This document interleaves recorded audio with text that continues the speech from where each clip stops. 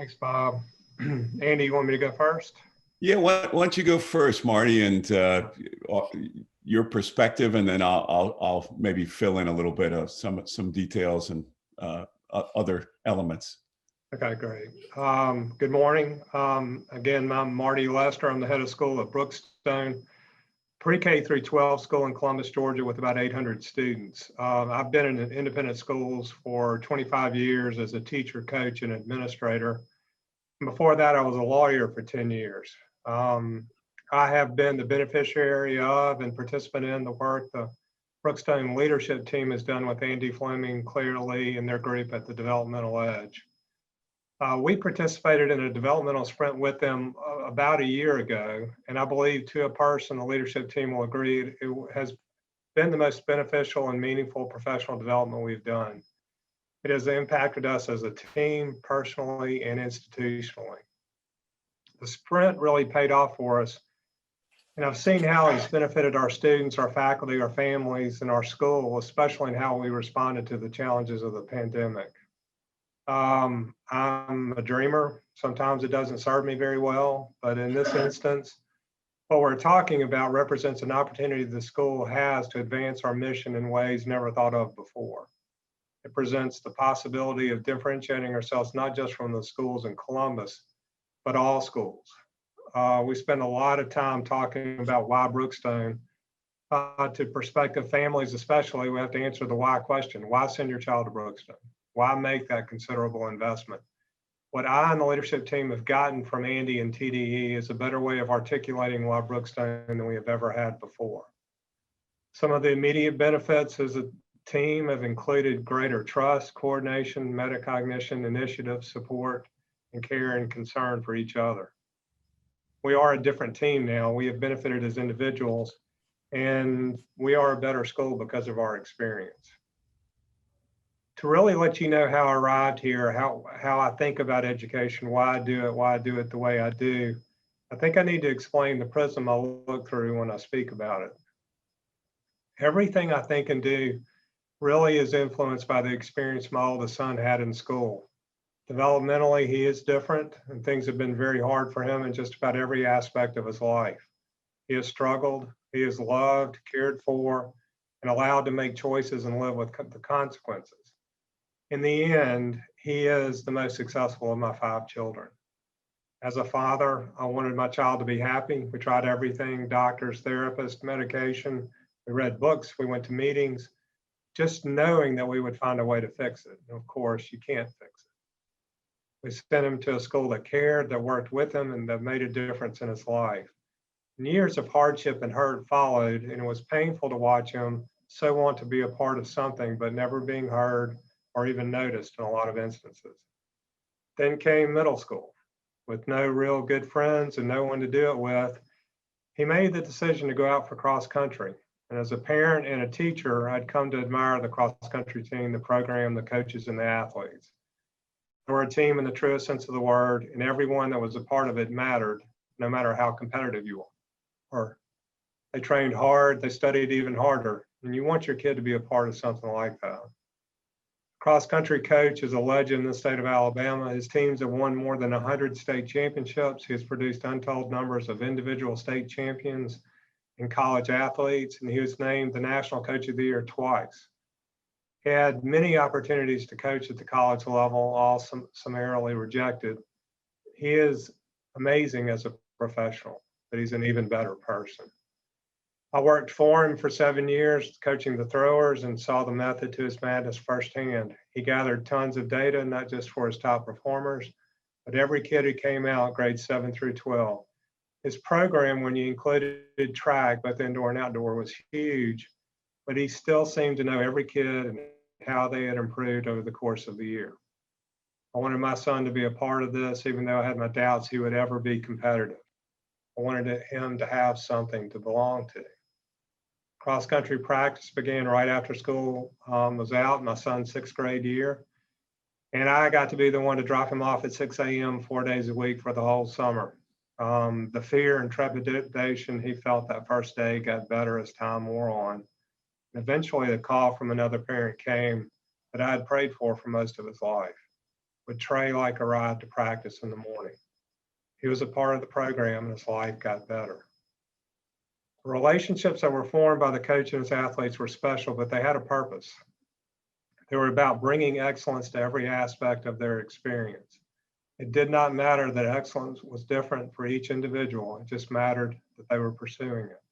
Greatness would flow from this for the individual, for the team, for the program, for the school. My son ran for 6 years, but only qualified for state his senior year. He was our number 8 runner, not expected to make a real difference in the scoring, but it was a tremendous accomplishment for him. By the day of the meet, the usual nervousness was only heightened by the realization that it was the last meet that he would ever run. The community of runners that have become such a special part of our lives came together one last time. And the coach spent time with each, talking about his expectations and the encouragement that if they ran their race, they would win. They did. My son ran the race of his life, finishing as the 6th runner for our team, 2 places above where he should have. We talked a long time after the race about how he had improved so much. And he said, Coach Tate was at every mile marker calling out my splits, so I knew what I needed to do. Instead of focusing on the lead runners, my son's coach had stuck with him the whole race. The life lessons learned in cross-country seasons were the best part of my child's education. He was successful, he worked hard, overcame disappointment and adversity, won an award for his efforts, not to forget a state championship, and learned a lot about his place in the social emotional world. He began to exhibit elements of character that were not prominent. He was polite, became well-spoken, looked people in the eye, firmly shook their hands, learned about empathy, and was recognized for his kindness. All the things that parents hope develop in their children. In my opinion, the reason that all this happened, these things that I see as measures of excellence and greatness, was because a great teacher took an interest in a child. It mattered, and he made that life, that future, even more special. I thought long and hard about this, and I realized that if we could do that for every child, we would radically change our community. I know what it's like to have a kid that needs to find that teacher or that coach. Every parent hopes for that relationship. My thoughts turned to having a full faculty of that's, teachers, coaches, and administrators, all pulling in the same direction, with the development of each child being our primary goal. My thoughts turned to thinking about a school that is intentional about incubating the greatness of every student. I and the team got a taste of what it could be, what it's like with the Developmental Sprint. I haven't had to sell this to the leadership team. The questions they gave me after the sprint was over was, how do we keep it going? How do we make it a school-wide opportunity? How do we get this to our students in a way that help them develop themselves and help each other develop? Well, the great experiment has started. We have created the Blanchard Leadership Institute at Brookstone School. In our initial sprint workshop, which Andy's going to talk about in just a few minutes, happened yesterday. This pilot program had 70 Brookstone participants, a mixture of students, faculty, and staff, and it was a great day. Just seeing kids around campus that participated and their faculty, and believe me, there were a lot of skeptics in that group. Just seeing their reaction, their faces, and their excitement means a lot to me.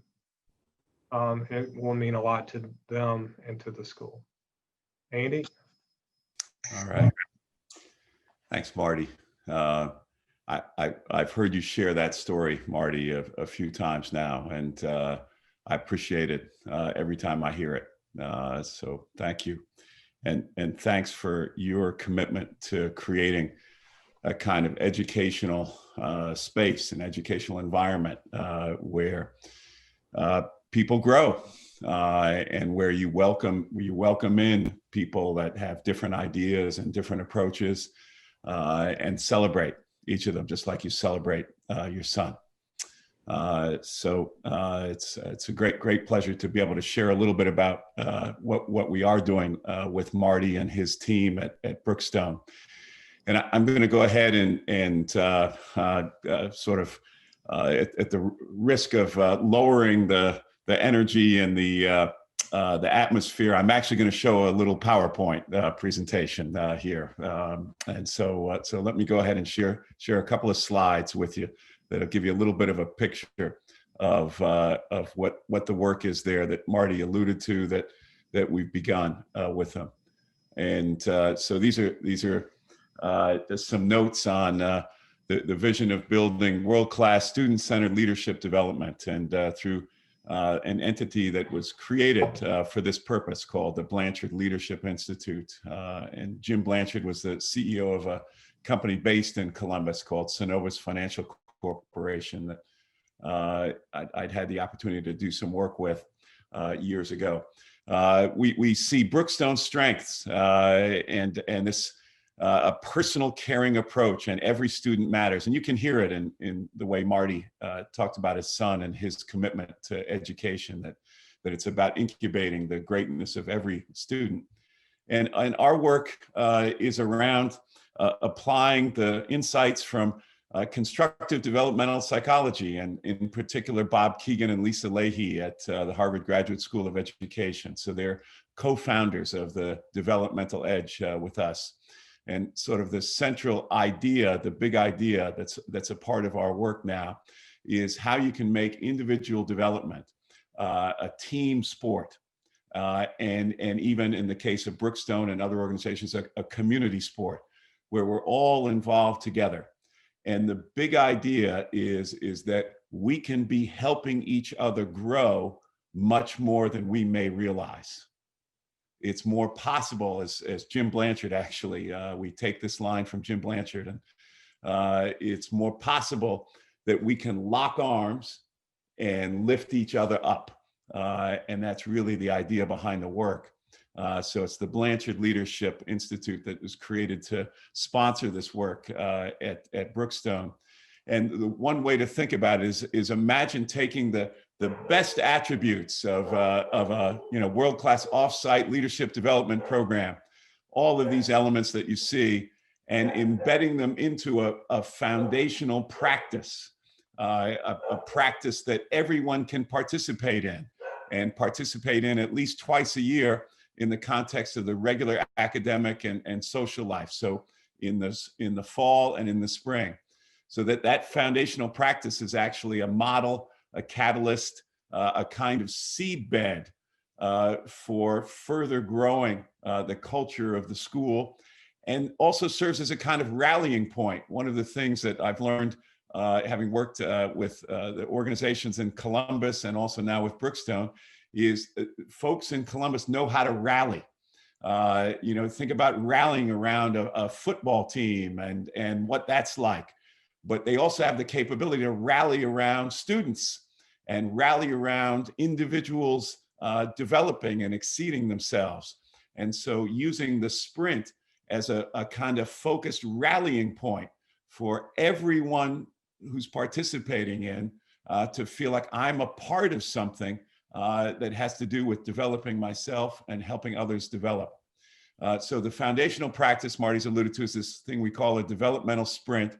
Just a couple of words about that. It's grounded in Keegan and Leahy's research at Harvard and what they call the immunity to change dynamic that they've identified in human beings over the last 40 years. What it is that actually keeps us stuck or slows us down in terms of our own development. A sprint typically runs 4 weeks. There's a launch workshop Marty alluded to. We had a launch workshop yesterday, a closing workshop. In between, people are doing real-time experiments, experimenting with what they've learned about themselves and about their own thought process, and testing a big assumption that they might have. Testing the assumption that, gee, if I were to share what I was really thinking, maybe the assumption is people are going to, not like it, or they won't like me. Or if I were to actually ask for help, people are going to think I'm weak or not strong enough. And that was literally one of the big assumptions that one of the students mentioned yesterday, that if I ask for help, others are going to think I'm weak and that I can't handle it. So we get them into the mindset of being researchers and applying the scientific method, in a sense, to their own big assumptions. And importantly, we have peer coaching so that folks meet for groups of 4 people, typically meet once a week with a protocol to explore together what their big assumptions are, what experiments they're doing, to debrief those experiments, to support each other, encourage each other to do the next set of experiments. So we found with doing this now with people all over the world, that things can happen fast and that people can grow faster than we may have realized. And now with this virtual technology, it's scalable and sustainable. So it's embedding a 4-week developmental sprint in the fall and spring semesters. We have an optional sprint in the summer. Everyone participates in age, stage, and role appropriate ways. So we're not doing psychological work with, say, the elementary school kids, but we're going to have them be able to participate in a way that's appropriate for their age. But everybody at the school on a level playing field is participating in the sprint. Teachers are able to connect the sprint with academic activities. Everyone works on improvement goals related to an overarching model of leadership development. That's in process with the Brookstone School. And then each sprint launches and closes with rituals that kind of reinforce the community support for every individual's growth. So it's in the fall, the spring, optional in the summer. And our picture is this coming summer, invite parents, alumni, others that are part of the Brookstone community to participate in it as well. And then having 3 overarching committees that are able to kind of continuously deepen and extend the work. A sprint committee that's going to be working on making sure that we're running the sprints in ways that fit with age and stage appropriate for every student. Leadership curriculum committee that looks at what is our overarching model of leadership that we're going to be wanting students to choose improvement goals through. And then kind of a growth culture committee. How is it that we can extend the principles of development that we're taking from the sprint? How can we extend those to other elements of the school culture? The way that we onboard new teachers, the way that we evaluate each other, the way that we support each other's work, the way we run our meetings. How can we take these principles and apply them there? So that's the architecture of the big idea here. And there's more we can say, but let me stop and make sure that we leave plenty of time for folks to ask questions and offer thoughts and their perspective. So I'll stop sharing here and just say that, you know, having this opportunity to do this with Marty, and it's Marty's openness. Marty sharing yesterday in the sprint with 70 faculty, staff, and students, sharing, well, here's the improvement goal that I'm working on. And how can anybody not then open up and share, well, here's what I'm working on. And once they see that the head of the school is actually engaged in this work as well. So there's a lot of talk about, leadership modeling and vulnerability and so forth. And we're getting to see the effects of that right in front of us playing out in real time. All right, let me stop there. Andy, Marty, thanks for that. So I'm looking at a panel of school leaders, and I have to imagine that all of them are always going through the thought process of how do I get everybody on board, and that is the challenge of leadership. Thanks for presenting this. But I want to open it up to the panel so that they get the opportunity to make sure that they're clear in the context and how it might actually apply to their work.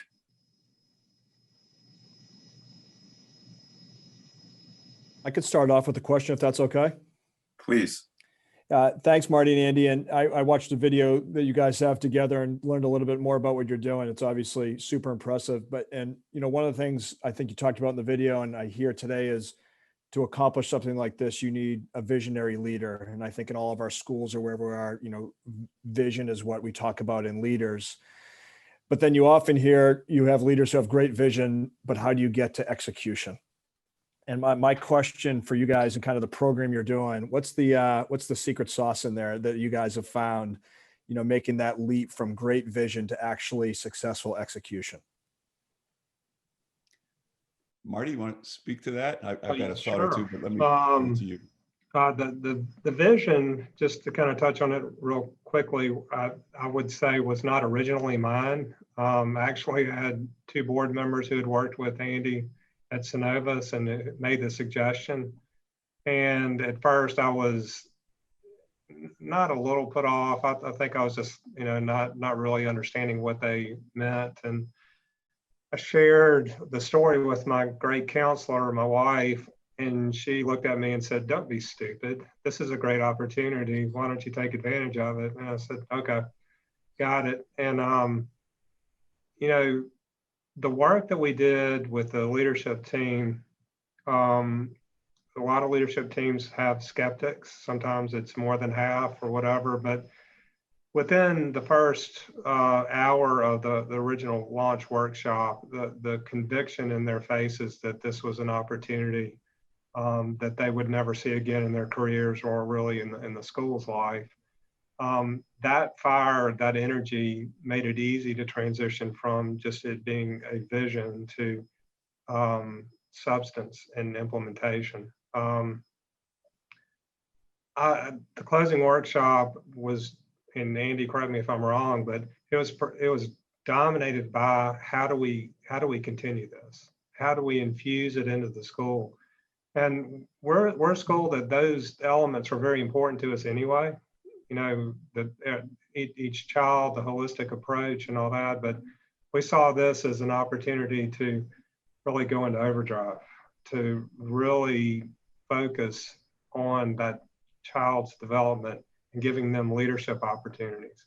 The kids who were part of the pilot yesterday were our upper school prefects. So you've got a natural tendency to lead in that group anyway, but it was humbling for me, and it was humbling for them to see their cooperation, their participation, just the comments that they made. I mean, I knew at that moment that we're good.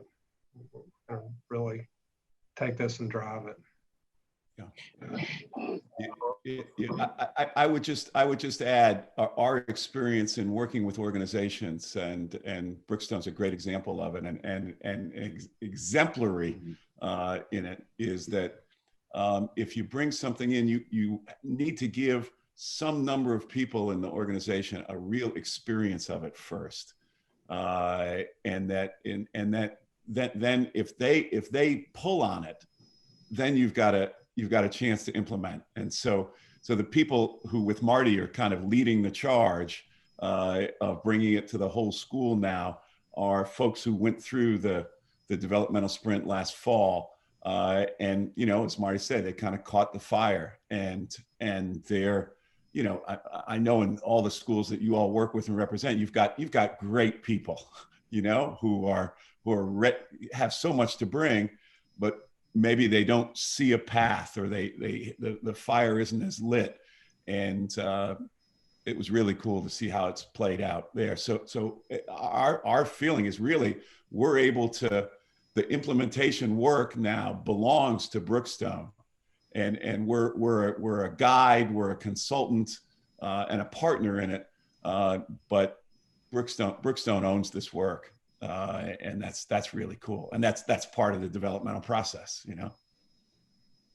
Thank you. Just a follow-up from Dan's about execution. Dan, I was thinking about your term, and I was thinking about the word sprint, which is a very active word, and the notion of rallying around and breaking down barriers to change, the Leahy-Keegan work. I'm trying to put those all together. So my question is, because I'm trying to pin this down. This is very relevant, very timely to me, because I was hired in this little school, which has a lot in common with Brookstone, it seems, to revision the place a bit. And so my question is, what are some of the key actions or activities in a sprint, Andy, in former sprints, and maybe Marty, in the sprints that are coming up in your school, that seem to really carry weight, that seem to break open possibilities? I'm trying to pin down, I'm trying to get a little more concrete about the execution phase so I understand it a bit better. You know what I mean? Sure. Yeah. Yeah, sure. So a sprint has a launch workshop and a pre-launch briefing, and the invitation is for people to think about improvement goals for themselves, to think about what's one thing that if you could get better at, it would make a difference for you in your school, in your work, in your life. Just something that is something that you would like to improve on. In the Keegan Leahy terminology, sometimes it's called the one big thing. And we give people an invitation, if they'd like, to get some feedback from other folks and give them a little template for doing that. But it starts with it being indexed to, well, how do I want to grow? Mhm. And that we're going to create a community where everybody's going to grow together. And at the launch workshop, that starts in earnest. And so we have honed over time a methodology for bringing to bear, in Keegan and Leahy's terminology, their quote unquote immunity to change process, and take everybody through it. So everybody gets to see, I may have this improvement goal, but here's my own personal immune system. Yeah. Here's the big assumptions that I have that I didn't see before, that I now realize may be holding me back. And then we help them see, well, you can actually take the stance of a researcher and test those big assumptions. And you can do that together with other researchers. So the key thing is you're not alone in this. And 70 people yesterday saw, if I'm a student, I see that my teachers have this dynamic in play. If I'm a teacher, I see, my students are going through a similar kind of dynamic. And so people experience this together in the launch workshop. And when they come out of that, then they're going to be meeting in their small groups that they've met with as part of the launch workshop, and supporting each other. They've learned about each other's maps step by step. As we built these little maps through the workshop, they got to hear, this is what you want to work on. Here's what I want to work. This is how you limit yourself. Here's how I limit myself. So all the way through, there's that kind of connection that gets deeper and deeper as they go. That's great. Yeah. Developmental psychology plus no man is an island or no person is an island, and with the rallying notion, and it's and then I'll shut up after this, but it's so relevant to me because last night I just put a note out to my faculty about what we're going to do at peer observation this year, and instead of doing one-to-one, I'm going to buddy them in these small groups. I mean, I'm just thinking in terms of this pandemic, in terms of the year we're in, where we're very isolated. This is particularly weighted in terms of the kinds of things that these sprints might do for people in preparing us to come out of this world also. So thank you for the work. Yeah, we've seen that in our work with organizations, is that actually the folks in organizations are ahead of the leaders, in the sense that they know they need more human connection. They know that they need to develop some new capabilities to deal with remote work or whatever the challenge is. And so they're hungry for this. And if you can get them into a kind of developmental community that makes sense to them, they go. Yeah. Peter, one thing I would add is it really, the senior leaders have to buy in, especially the head of school. And I think you have to get used to being uncomfortable, because you are putting it out there, what you're working on, and everybody knows what your improvement goal is. I had to laugh when the last fall, everybody knew what my improvement goal was, which was to work on delegating responsibility, not just a job or a task. And I would walk into people's offices just to check in on them, and they would look at me and go, "Am I an experiment?" No, this is just a friendly conversation. But seeing that like Andy talked about, it's a team sport. Everybody's involved in it. Everybody's very public with what they're working on or what their challenges are. That makes for a very cohesive team. I had a question about sustainability of the program, and so from my understanding, you have the 2 sprints, and then you guys have created the Leadership Institute. But could you tell us a little bit more how that's structured to continue to build this culture? Because Andy, you had mentioned that it would, integrating it into onboarding, performance management, into continued student curriculum. But how is that sustained as a practice, and how does the Leadership Institute contribute to sustaining that? Yeah. So we've I'll just say we're closer to the beginning of this work than the end of this work. So I'll just put that frame around what I'm about to say. But work we've done with clients around this is that you need a catalytic experience that can be an experience, a practice that continues. So this developmental sprint is something that will continue, and every fall, every spring, summer, it continues because there's always stuff for each of us to work on. But then around that, the 3 committees that I mentioned, that's really the kind of infrastructure that Marty and his leadership team will sort of are overseeing the creation and the deployment of these committees to take the sprint itself to new levels. That's the sprint committee. B, the leadership development curriculum committee to say, okay, let's look at what are the kinds of things we want people to be sprinting about, so that people are actually, doing sprints on behalf of not only things that matter to them, which are important, but also on behalf of things that will develop their leadership skills, that will add up to something. And then C, what we call the growth culture committee. And we actually have a kind of a culture assessment tool that will help the growth culture committee to look at how are we progressing in terms of an overall culture, and what are the gaps for us, and what are some, to be looking at what are some things that we can do, like some of the ideas that I mentioned, that'll further inculcate these kind of developmental principles into the broader culture. So it's really, the committees is really the infrastructure of, making this sustainable. The other part that I'll say, I neglected to mention, is that we're also training internal faculty and staff to play the role that, like, I played yesterday in the launch workshop. So internally, Brookstone will have, over a 3-year period, will have the complete internal capability to do all of this themselves.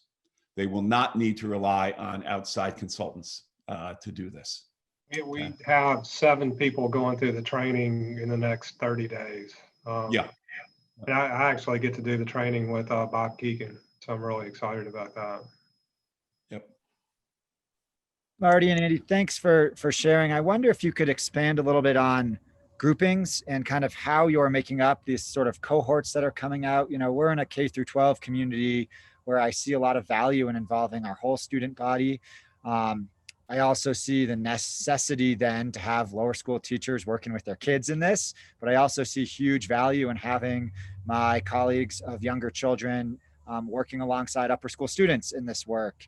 And I wonder about the decision-making process, both with the themes you're approaching and also the subsequent groupings of both the committees and the cohorts for those sprints.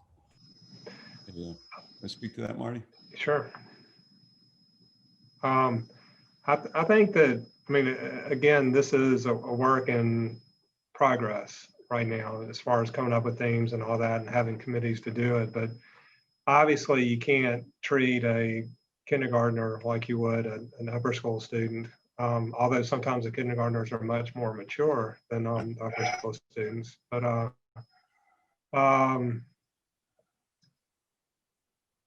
I see the lower and intermediate schools being driven by teachers and, their training, especially in the area of facilitating the sprints. But as far as the thing I like about what we're doing the most is it's very flexible. as far as issues go, what you want kids to be focused on other than their own personal developmental goals. And coming up with those themes using the tool that Annie was talking about, the cultural indicator, it just kind of gives us an opportunity to pivot if we need to.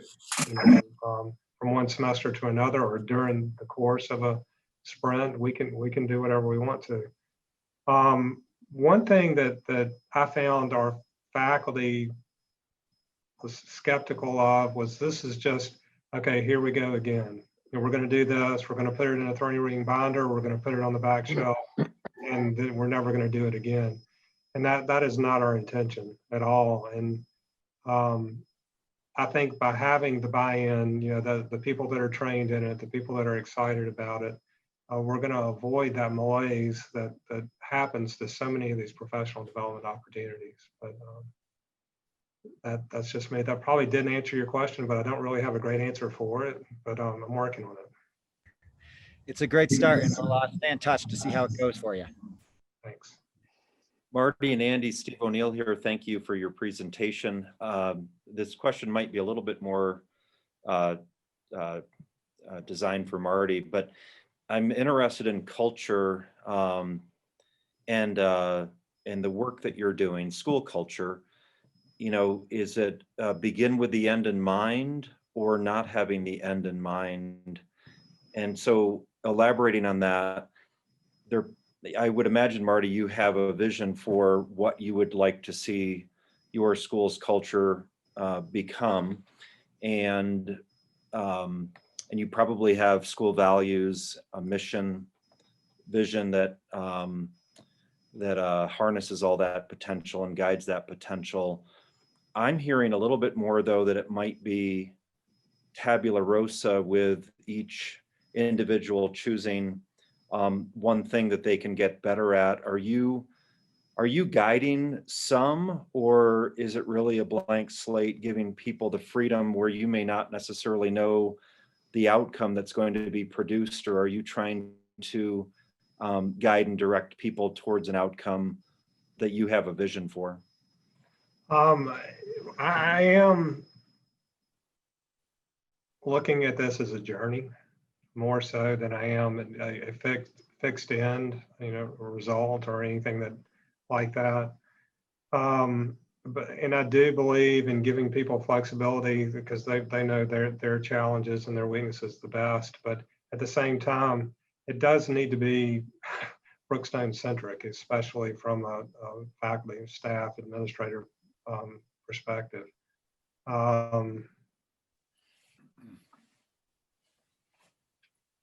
don't know.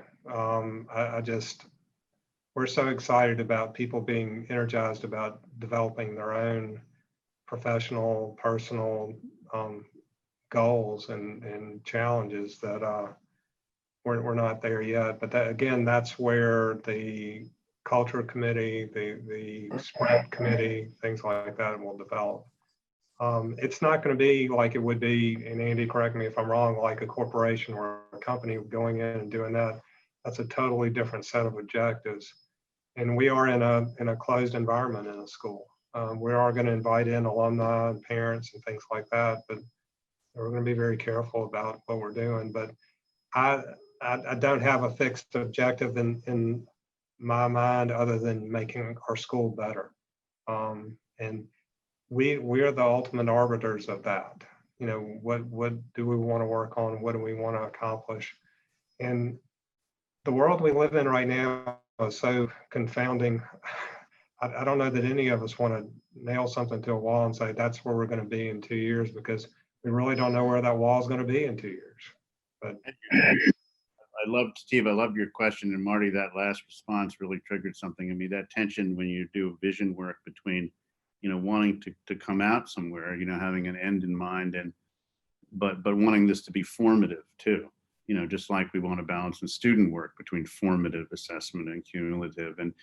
And Marty, your comment about the radical unpredictability that we're all experiencing now and how that's affecting us in terms of how we plan things like this is really just a fascinating tension and probably built into the nature of the sprint. But I love the fact that it's more formative, you know, that you don't necessarily pin something to the wall and say, because so many people who do vision stuff do that, you know, and I have to get away from doing that. You know, my vision is, right? That's mine. and that formative process becomes so critical in allowing yourself to have your mind changed too. Yeah, Andy, I'd be interested to hear, or from you, Marty, about, how you brought it down to students. For me, I'll just say before you answer that is, coming from mostly public education side and trying to bring the same work, growth is a key word there. Finland, for example, it's not legal to have a private school in Finland. They're not allowed to charge tuition. In the 60s, when Kennedy wanted us to go to the moon, and they were talking about having an equitable education system. And I share that because, one of their leaders there has said that the system has to be better than any one person. And so when I think of the question put to Marty, where is this going? For me, it's an easy answer coming from K-12 education where, on the NAEP, as we compare states to states, we haven't seen significant growth, right? Keyword growth in 40 years. On the PISA, how we compare ourselves to countries, we haven't seen significant growth in 20 years since it started. And so for me, that system that has to be better than any charismatic leader, et cetera, so on, I think is the key word here, so that the teacher doesn't dread the new principal. And in my case, the principal doesn't dread the new superintendent, because the system is not built to be industrial, but instead built to be more knowledge-based and developing the capacity and accountability of everyone. But I'd love to hear, Andy, if you could talk to how, you brought it down to the kids, because I haven't been able to do that yet myself. Yeah, we started with an assumption that students, high school students. So we've, as Marty was saying, we worked with high school students yesterday. As we get into lower grades, it's going to be a little bit different than what we did yesterday. And we're going to work that out with Brookstone in terms of how we'll do that. But I've got two teenage kids myself, my wife and I, Claire Lee, who's a partner in our work. We've got a 18-year-old daughter and 17-year-old son, and we've done this work with them. We've used these tools with them, and so we had a sense that, hey, this is relevant for sort of high school kids. And we kind of took the posture that they're more capable than we may think that they are. So we started from that standpoint. In tailoring the workshop a little bit, we gave the students, and it was kind of like we were inviting them into this space that is a it's a grown-up kind of space, and you have an invitation into this. And we tailored some of the examples that we gave so that they might be more relevant for students. But we didn't dumb it down, quite frankly. And we experienced the students sort of stepping up to it. So that was one thought that I had. The other thing I would just say in regard to your comment, Rich, and also with regard to Steve and Peter as well too, that the thing that we're most looking to develop in the organizations that we work with and the individuals that we work with is this thing that we've come to call developmental intelligence. Given the unpredictable nature of the environment that we're in, that what we mean by developmental intelligence is the capability to develop new capabilities. So we don't know what capabilities we're going to need. So there's like emotional intelligence. Well, that's one set of capabilities, but developmental intelligence, it's the capability to develop whatever capabilities you might need.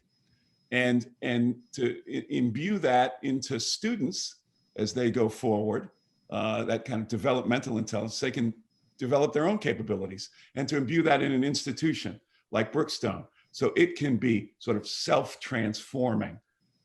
That's sort of my picture of how this evolves. Andy and Marty, first of all, thank you. But I want to try to see if there's a next step. Is there any way that the panel and perhaps people off the screen, is there any way we can follow your progress? Is that, I realize some of it is you know, kind of personal to the institution, but is there any way, when Peter asked earlier to try to ground it in some more concrete kind of examples, I think that still maybe would be helpful for people. Is there any way we can connect to that? We're going to be pretty transparent about it. You know, the website will evolve and have a lot of information about what we're doing and how we're doing it. Okay. So yeah, I mean, I'm very open to sharing any information that anybody would like about it. I think it's been a great thing for our school, and I would love to see other schools able to do it too, and help in the way I can. Okay. And with that said, because we're kind of, go ahead. I'm sorry, Andy. No, I was just going to echo, happy to talk to anybody who's interested along the way. But yeah, appreciate Marty's transparency. Okay. And with that said, Bill, everybody has the information they need in the chat box. Oh, Bill, you're on mute. Yep. I just put those 2 links to the video and to that, but then also on that resources, which I'll share one more time at the end. I have everything that was mentioned during this conversation there as well. So. Okay. All right. Andy, Marty, thanks again. Panel, thank you. I think all of us feel like we may be on the edge a little bit, wanting to know more, and that's the way it should be. So thanks so much. This whole session is opportunity maybe to use it with your staffs. We should have it ready in about a week or so, maybe a couple of weeks. But even, you know, as a whole session, or perhaps just as the introduction.